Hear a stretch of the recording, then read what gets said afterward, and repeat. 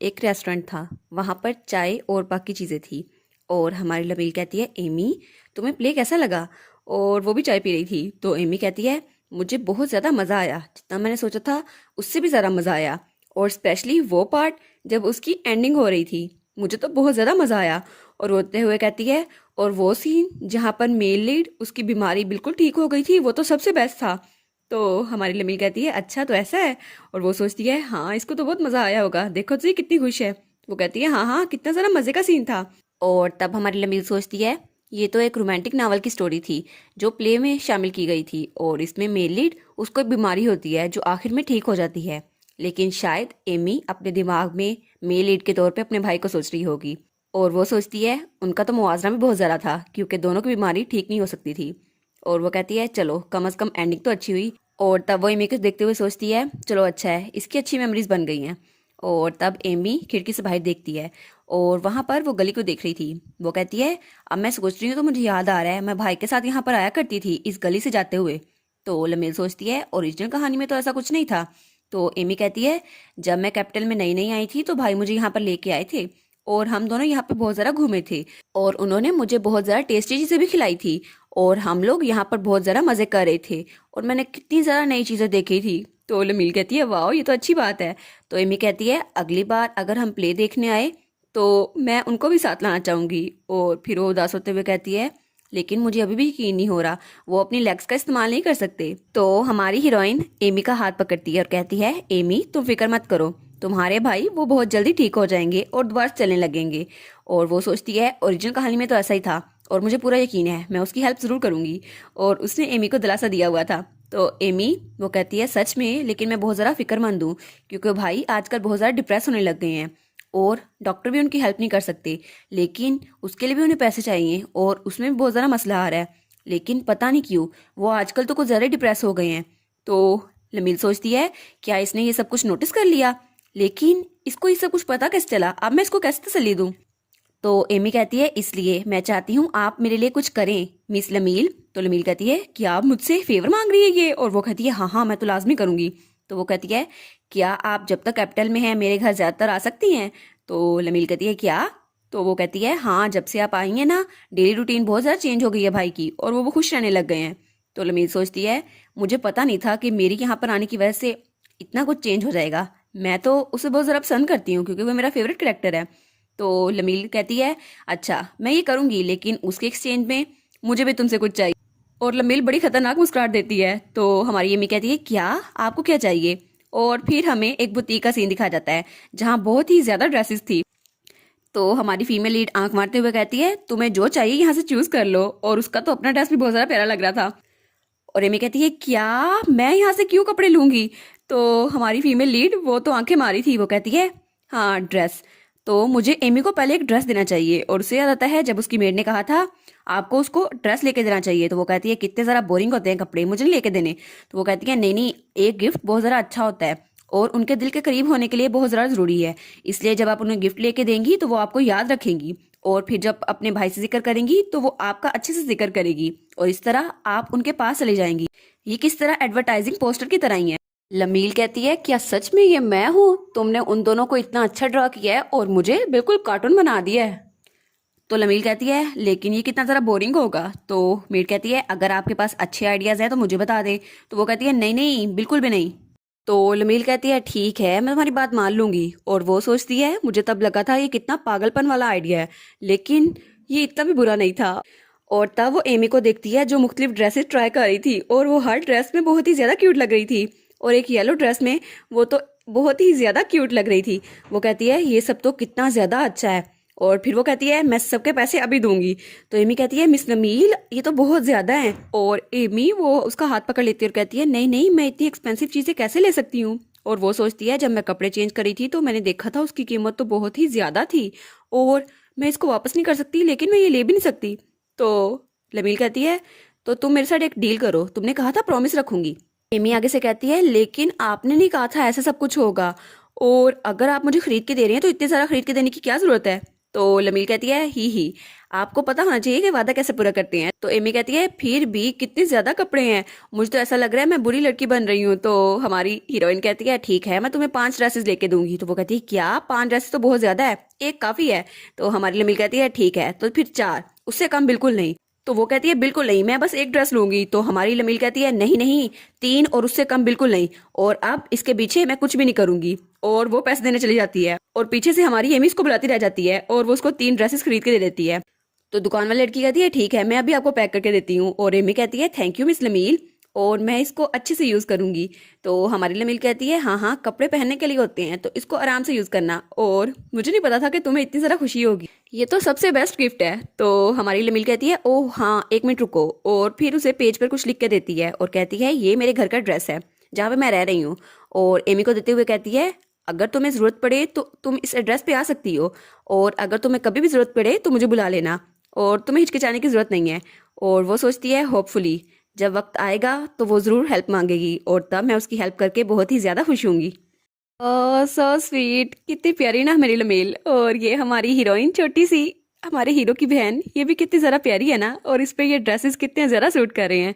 फिर scene change होता है और हमें राहुल का घर दिखाया जाता है और शाम का वक्त था और हमारी एमी हाथों में बैग लिए वापस आ रही थी, छोटे से बैग। और वो कहती है मैं घर वापस आ गई, और उसके दोनों हाथों में बैग पकड़े हुए थे जिसमें उसके कपड़े थे जो उसे हमारी लमेले लेके दिए थे। तो मेड उसके हाथ से वो बैग ले लेती है। तो एमी कहती है भाई कहाँ पर है। तो वो कहती है ओ सर राहुल। तो मेड कहती है वो तो अपने ऑफिस में है। तो एमी कहती है थैंक यू, और वो वहां से जाते हुए सोचती है कितना ज़्यादा अजीब है, हर बार जब मैं घर वापस आती थी तो भाई मुझे ग्रीट करते थे, लेकिन अब उन्होंने क्यों नहीं किया। और वो उसके ऑफिस के सामने पहुंचती है और कहती है 1 मिनट रुको, अगर पिछली बार की तरह दोबारा ऐसा हो गया तो। और उसे याद आता है जब पिछली बार वो अपने भाई के कमरे में गई थी और जब उसने दरवाजा खोला था और राहुल बहुत ही ज्यादा चिल्ला रहा था। वो कहता है मेरे पाँव मैं ये महसूस नहीं कर सकता, डॉक्टर को बुलाओ, कोई तो डॉक्टर को बुलाओ। और हमारी एमी बहुत ज्यादा डर गई थी और राहुल बहुत ज्यादा तकलीफ में था और वो कहता है मेरे पाँव मैंने महसूस ही नहीं कर पा रहा, कोई तो मेरी हेल्प करो। और एमी ये याद करके बहुत ज्यादा डर जाती है और वो सोचती है अगर ऐसा कुछ दोबारा हो गया तो।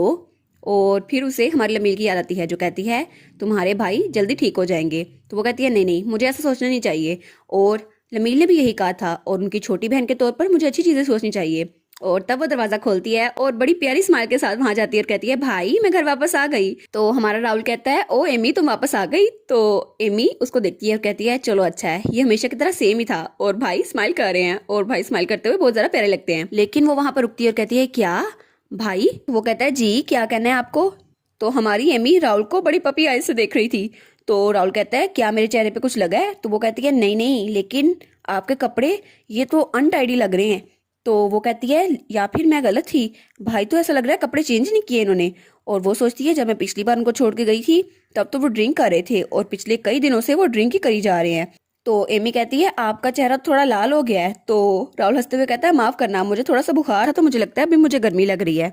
तो वो स्माइल करते हुए सोचती है चलो अच्छा है वो ठीक है, तो फिक्र करने की कोई जरूरत नहीं है। तो वो कहता है लेकिन एमी। तो एमी कहती है जी। तो वो कहता है ये ड्रेस तो तुम पे बहुत जरा सूट कर रहा है, लेकिन मैंने पहली बार तुम्हें ये पहने हुए देखा है। तो हमारी एमी कहती है ओ ये ड्रेस, और उसे याद आता है ये ड्रेस तो उसे हमारी लमील ने लेके दिया था। और वो राहुल को सब कुछ बताती है जब वो लमील के साथ प्ले देखने गई थी, उसके साथ खाना खाने गई थी और जब उसने उसे शॉपिंग करवाई थी। और वो कहती है मैं बहुत जरा खुश थी। और राहुल उसको सर पे थपकी देते हुए कहता है चलो ये तो अच्छा हुआ, तुम्हें मजा आया था है ना। तो वो कहती है हाँ हाँ अगली बार हम तीनों इकट्ठे जाएंगे, कितना जरा मजा आएगा। तो तब राहुल ना महसूस करने वाले अंदाज में अपनी व्हीलचेयर को पकड़ता है और वो कुछ उदास हो जाता है और वो सोचता है इसके साथ मैं कहीं भी नहीं जा सकता। तो हमारी एमी अपना हाथ आगे बढ़ाती है और कहती है कोई फर्क नहीं पड़ता, चाहे बाद में ही सही, लेकिन हम लोग घूमने जरूर जाएंगे। और उसने अपना छोटा सा हाथ आगे बढ़ाया हुआ था और वो बहुत खुश थी। तो हमारा राहुल उसकी तरफ देखता है और वो भी अपना हाथ उसकी तरफ बढ़ाता है और दोनों पिंकी प्रॉमिस करते हैं। और दोनों ने पिंकी प्रॉमिस किया था और दोनों ही बहुत जरा खुश लग रहे थे। हाय क्यूटीज, बस इन पे किसी की नजर न लगे। और तब हमारी एमी कहती है मुझे नींद आ रही है तो मैं सोने जा रही हूँ, आप भी आराम करना ब्रदर। तो वो कहता है हाँ हाँ गुड नाइट। और एमी के जाने के बाद हमारा राहुल गहरी सांस लेता है और फिर वो सोचता है मुझे बहुत ज़रा खुशी है कि तुम्हें मज़ा आया। लेकिन तभी उसके पाँव से एक वाइन की बोतल टकराती है और सारी वाइन नीचे गिर जाती है। तो हमारा राहुल वो नीचे देखता है और उस वाइन की बोतल को उठाने की कोशिश करता है, लेकिन उस तक उसके हाथ नहीं पहुँचते। और वो सोचता है क्या मैं सच में ये कर सकता हूँ, लेकिन शायद मैं सबसे बुरा हूँ। और ये सारी की सारी मेरी गलती है। शायद मैं उसको कभी खुश रख ही नहीं पाऊंगा। और राहुल, तुम डिप्रेशन से निकल आओ ना। कहानी में तो तुम ठीक हो गए थे और अब भी तुम ठीक हो जाओगे। बस तुम डिप्रेशन में ना जाना। और फिर सीन चेंज होता है और हमें अगले दिन का सीन दिखाया जाता है।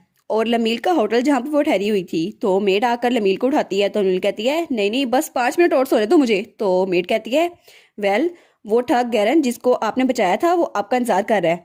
तो वो कहती है हैं गैरन, ये है कौन? तो वो सवाल के नजर से अपनी मेड को देखती है। तो उसकी मेड कहती है वही गुंडे जो आपको मारने के लिए आए थे लेकिन आपने उन्हें मारा था। तो हमारी लमील कहती है अच्छा वो बच्चे। तब मेड कहती है अब आप उठ ही गई हैं तो इंतज़ार ना करें और तैयार हो जाएं, हम लोग अभी निकलते हैं। तो वो जमाई लेते हुए कहती है फिक्र ना करो, मेरे पास एक रास्ता है। और फिर वो कहती है वैसे भी मैं बड़ी जल्दी तैयार हो जाती हूँ। तो मेड कहती है हैं? और थोड़ी देर बाद वो सच में तैयार हो चुकी थी। वो कहती है ये कैसे हुआ? तो मेड कहती है हैं, आपने इतनी जल्दी तैयारी कैसे कर ली? तो वो कहती है बस ये एक राज है, तुम्हें नहीं पता चलेगा। और फिर वो दोनों वहां से जा रही थी और मेड उसको मशकूक निगाह से देख रही थी। वो कहती है मिस लमील। और तभी वहां पर उनको किसी की आवाज आती है और वहां पे वही मोटू गुंडा बैठा हुआ था जो बड़ा प्यारा लग रहा था और वो मुस्कुरा के उन दोनों को बुला रहा था। दूर से ही उसकी मुस्कुराहट साफ जाहिर हो रही थी। तो हमारी लमीर सोचती है ये वही आदमी है ना जिसको मैंने पीटा था, ये तो गुंडा था। तो मेड कहती है हाँ लगता है इसकी मेमोरी शॉक की वजह से गायब हो गई है। तो वो मुस्कुराते हुए कहता है ओ मिस लमील, बहुत दिनों बाद मिले। तो लमील वहां चेयर पे बैठते हुए कहती है तो तुम्हें मैंने जो काम करने के लिए भेजा था क्या तुमने वो कर दिया? तो वो पपिया इसके साथ कहता है नहीं, मुझे तो पता नहीं चल सका। तो लमील वो तो उसकी कुट लगा देती है और मेड उसको पीछे से पकड़ी होती है। वो कहती है मिस लमील, यहाँ पे तो बहुत सारे लोग हैं, सब आपको देख रहे हैं। और उस बेचारे का तो हाल बुरा कर दिया था उसने, और उस गुंडे की नाक से तो खून भी बह रहा था जिसे उसने टिश्यू से रोका हुआ था। वो कहता है नहीं नहीं, लेकिन मैंने अपनी बेस्ट ट्राई की है और मुझे ये पता चला है कि वो कोई आदमी है जो हुडी पहनता है और उसके ऊपर मास्क, लेकिन मुझे कैसे पता चल सकता है, मैंने तो उसका चेहरा देखा ही नहीं है। तो लमील गुस्से में आती है। वो कहती है तो तुमने मुझे बुलाया है क्यों अगर तुम्हें कुछ भी पता नहीं चला? तो वो कहता है नहीं नहीं, लेकिन मुझे कुछ और पता चला है। तो हमारी लमील कहती है सच में? तो वो कहता है जी, मुझे कुछ पता चल चुका है। तो हमारी लमील मुस्कुराते हुए कहती है ठीक है, चलो किसी काम तो आए तुम। अब मुझे बताओ तुम्हें क्या पता चला है आखिर? हाय बेचारा गुंडा, मुझे तो लगता है इसकी किस्मत में बस मार खाना ही लिखा हुआ है, वो भी हमारी लमील के हाथों। किसी काम के नहीं हो तुम, अब थोड़ी सी इन्फॉर्मेशन दे दो हमारी लमील को ताकि वो हमारे बेचारे राहुल के दुश्मनों का खात्मा तो करे और उसे डिप्रेशन से तो निकाले। बेचारा हमारा मेल लीड कितना क्यूट है और कितने दुख हैं इसकी ज़िंदगी में। और इसी के साथ ये वाला पार्ट यहाँ पर ख़त्म। तो आप लोग बताइएगा आपको ये पार्ट कैसा लगा। प्लीज़ लाइक करिएगा, कमेंट करिएगा और शेयर करिएगा। और जो न्यू व्यूवर्स हैं काइंडली वो चैनल को सब्सक्राइब कर दें। और पिछली वीडियोस का लिंक आपकी स्क्रीन पर नज़र आ रहा होगा तो काइंडली उनको भी चेकआउट कर लें। Thank you so much.